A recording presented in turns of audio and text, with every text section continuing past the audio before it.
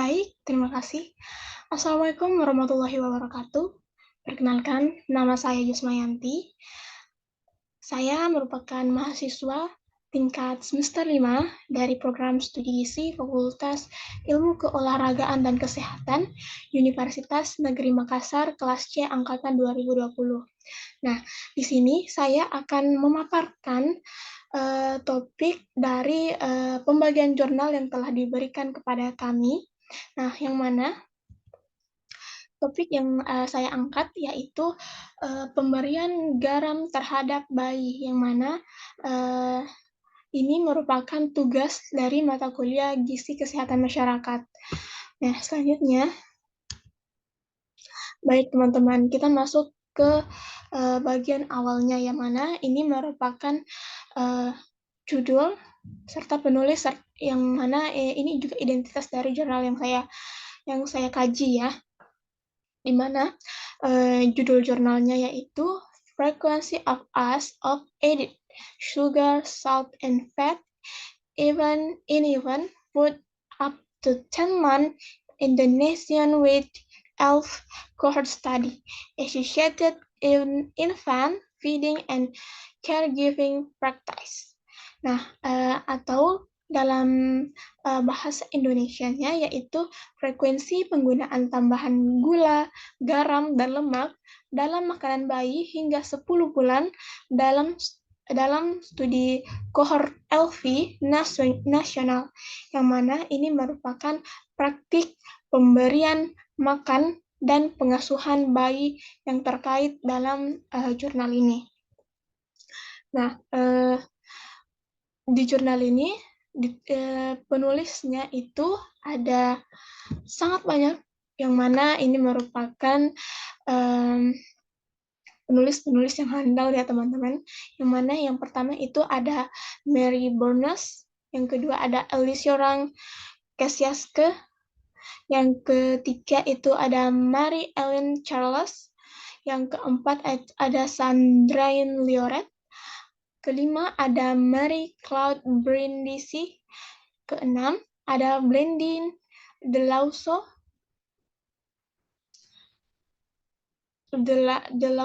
Guilain, dan Sophie Niklaus.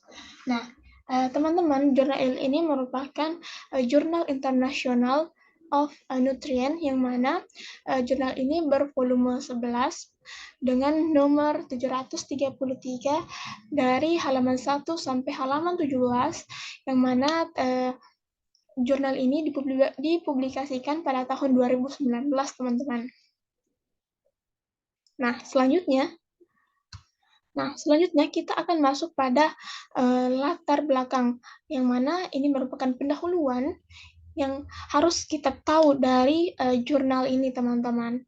Nah, di sini kita dapat melihat bahwa bayi secara langsung itu berada di bawah kendali orang dewasa atau orang tuanya, yang mana orang tuanya ini menyediakan makanan untuk bayi tersebut.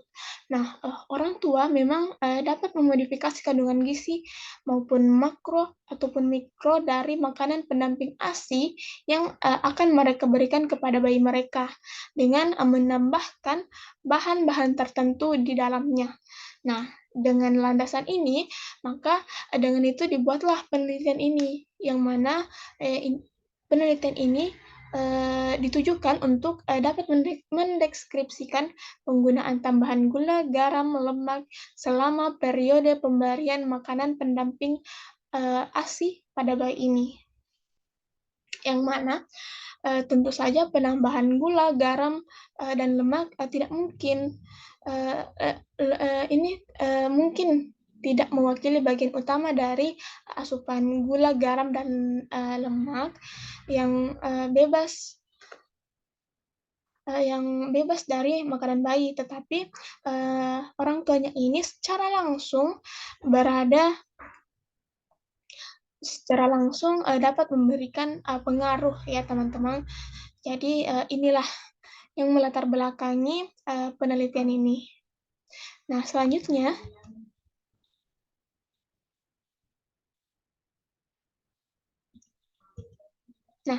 kita masuk pada metode penelitian.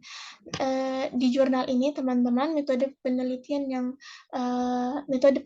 yang dipakai ialah metode imputasi, yang mana metode imputasi ini adalah metode di mana kita dapat mengisi data yang hilang dengan nilai yang dapat diperkirakan cukup layak dan kemudian dapat dianalisis dengan menggunakan metode baku dengan data yang lengkap.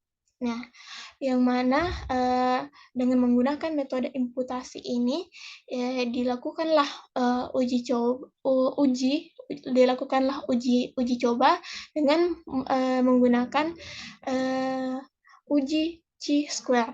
Nah, uji chi-square ini apa, teman-teman? Nah, uji chi-square ini ialah ujian non parametrik yang biasa digunakan seseorang yang sedang melakukan penelitian, yang mana analisisnya ini didasarkan pada data dari studi Prancis, yang mana kelompok kelahiran yang representatif secara nasional yang mencakup 18.258 anak yang lahir dalam sampel ini merupakan sampel acak ya, dari 349 unit bersalin yang ada di Prancis.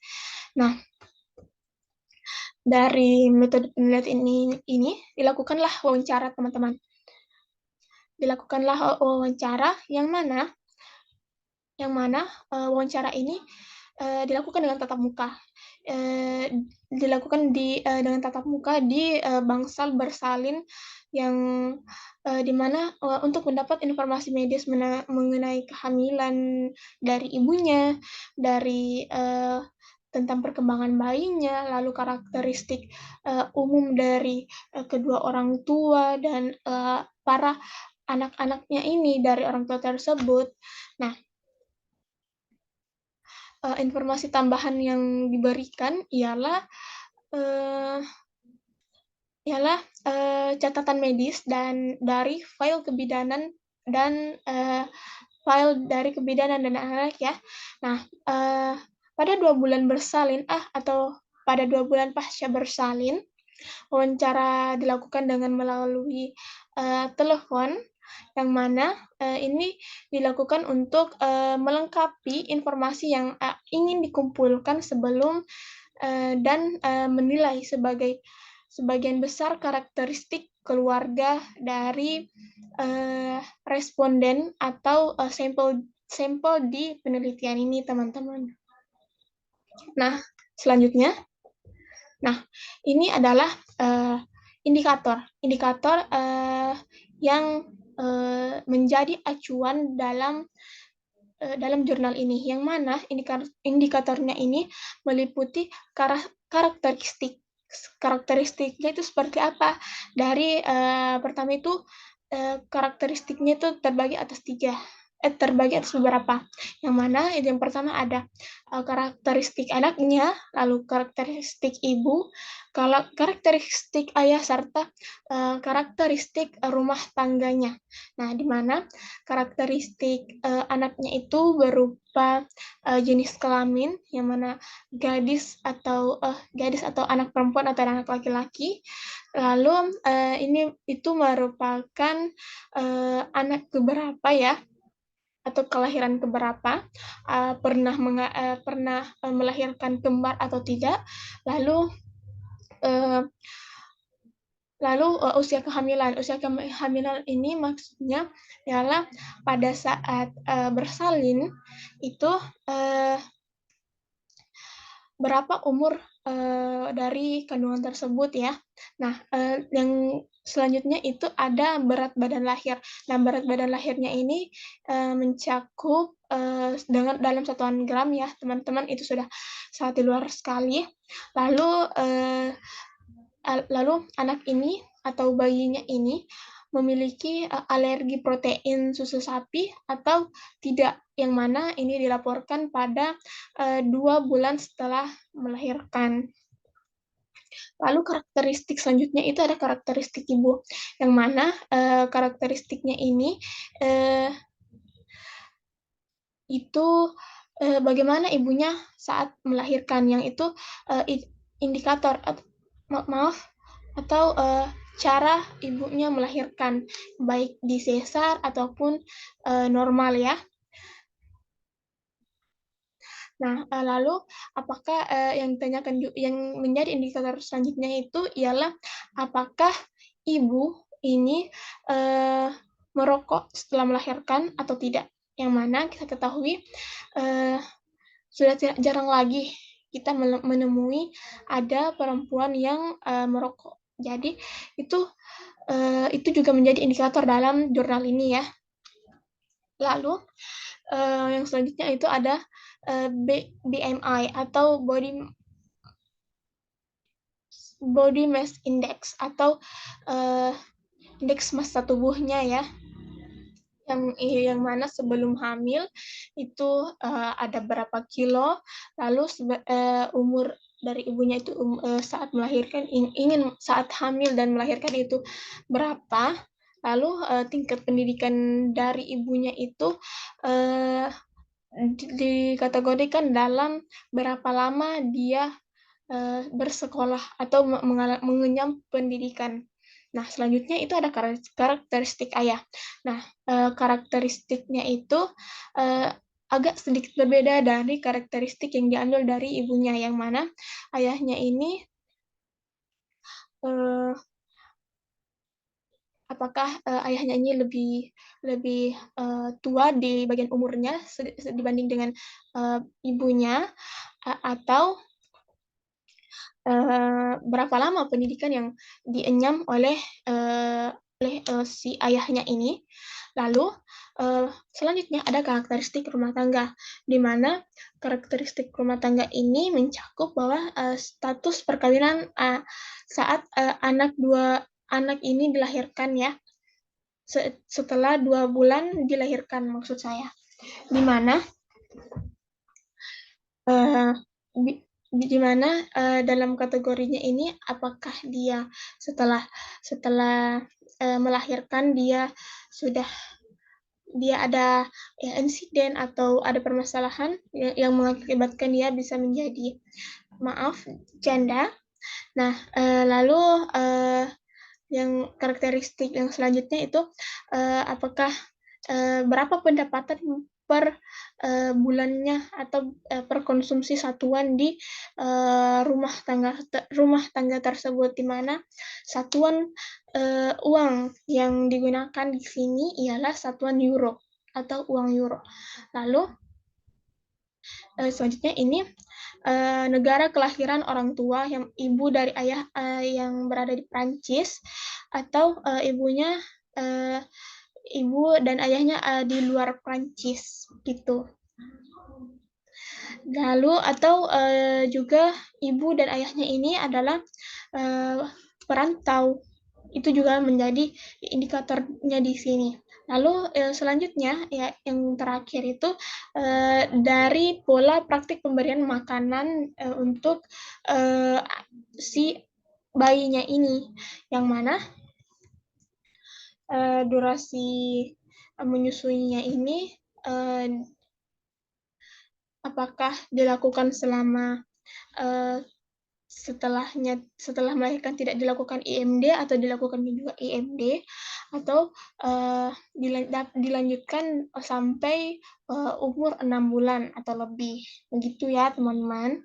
Lalu selanjutnya ini ada hasil penelitian, di mana di penelitian ini didapatkan temuannya ialah pemberian atau konsumsi garam itu berhubungan positif dengan ibu menyusui, yang mana ini merupakan hasil temuan utamanya, karena sekitar sepertiga bayi menerima tambahan gula dan garam selama periode pemberian MPASI yang pada mereka, yang mana menurut penulis di jurnal ini itu tidak direkomendasikan oleh pedoman gizi kesehatan masyarakat yang berlaku di Prancis, namun penambahan gula dan garam ini sepertinya tidak sering digunakan. Lalu selanjutnya itu 30% mendapat tambahan garam, yang mana ini mungkin mencerminkan kurangnya difusi atau kesadaran akan rekomendasi saat itu oleh si orang tua dari bayi tersebut. Nah, selanjutnya yaitu hasil penelitian yang ketiga ialah pemberian garam tambahan berhubungan negatif dengan konsumsi makanan bayi komersial, di mana dalam penelitian ini ada ibu yang melaporkan itu dia ngotot sekali saat bayinya tidak makan lebih banyak. Jadi dia memilih menambahkan garam di makanan MPASI-nya itu dibandingkan beberapa responden yang mereka itu tidak memaksa anaknya untuk harus mengonsumsi makanan atau MPASI itu dalam jumlah banyak, ya. Lalu selanjutnya ini ada. Nah, ini merupakan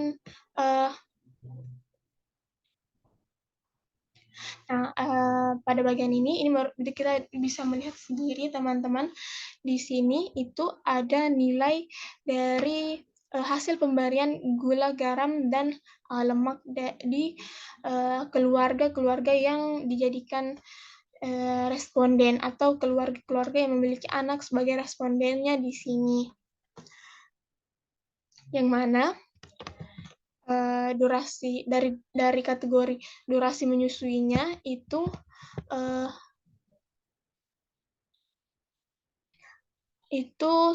nilainya sebesar 0,0001,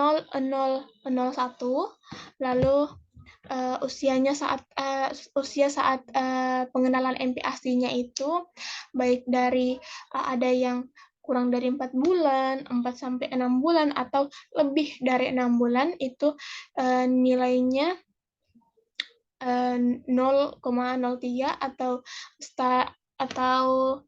setara dengan 0,0001. Nah, begitupun seterusnya, teman-teman.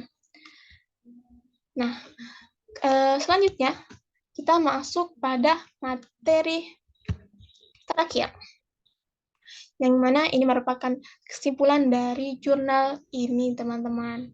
Nah, dari jurnal ini, teman-teman, dapat disimpulkan bahwa penggunaan tambahan gula dan garam ini terjadi sejak awal kehidupan, namun frekuensi penggunaannya itu relatif rendah, tapi ini memungkinkan bahwa anak itu telah diedukasi atau telah diajarkan oleh orang tuanya untuk saya harus mengonsumsi garam, saya harus mengonsumsi natrium, dan itu baik untuk saya, seperti itu. Nah, kesimpulan yang kedua itu ialah penggunaan bahan tambahan ini nampaknya terkait dengan kebiasaan ibu dan dalam praktik kuliner. Ini tentu saja menjadi indikator penting di sini, yang mana dari tingkat pendidikan kita dapat melihat bahwa bagaimana pengetahuan ibunya ini terhadap si bayinya. Nah, di sini jika dari kebanyakan penelitian jurnal ataupun dari sumber penelitian lainnya mengatakan bahwa faktor pendidikan itu sangat penting. Kenapa? Karena dari pendidikan itu ibunya dia akan tahu dia akan memberikan apa ke anaknya, dia akan menyajikan apa di keluarganya, dia akan memberikan masukan apa ke suaminya, ke anaknya, seperti itu, teman-teman. Nah, itulah pemaparan dari saya. Saya ucapkan terima kasih atas berkenannya teman-teman sekalian melihat video-video saya. Saya ucapkan terima kasih dan quotes of the day untuk kita hari ini ialah, "Jangan pernah ragu dan tetap semangat untuk hari esok yang lebih indah." Terima kasih. Dah.